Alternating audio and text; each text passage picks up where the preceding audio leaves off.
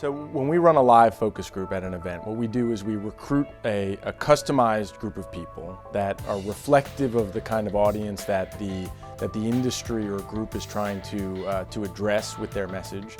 And we bring them up on stage and we recruit them randomly from the local area. We bring them up on stage and I get to have a conversation with them. And we have what is really a live focus group. We do research on stage. We present them with a series of different messages and we allow them to respond using technology to those messages. And then we allow the audience to get involved and ask questions and respond to questions from these customers or voters or participants in a way that's highly interactive and extremely engaging. In terms of building energy at the event, it's a great way to kick off an event. It's a great way, if you're an industry that believes that it's time to inject more of a consumer mindset into what you're doing, it's a great way to kick off an event.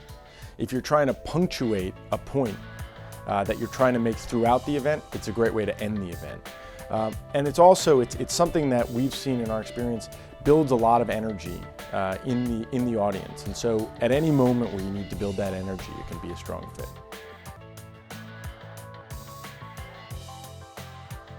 We use a technology and we call it instant response. And instant response means that our group, which is typically about 20 to 25 people, each get a handheld dial, and it looks like a cell phone.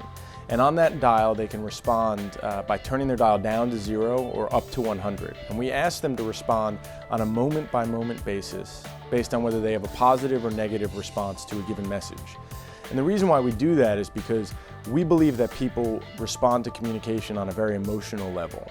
It's not rational when you hear a message and you respond to it. Your first instinct, that visceral response, is often what's most important in whether a message works or doesn't work. And so we give people that technology. The audience sitting there watching this group gets to see the results in real time. So they see, as it's happening, how this group of people is responding to different messages.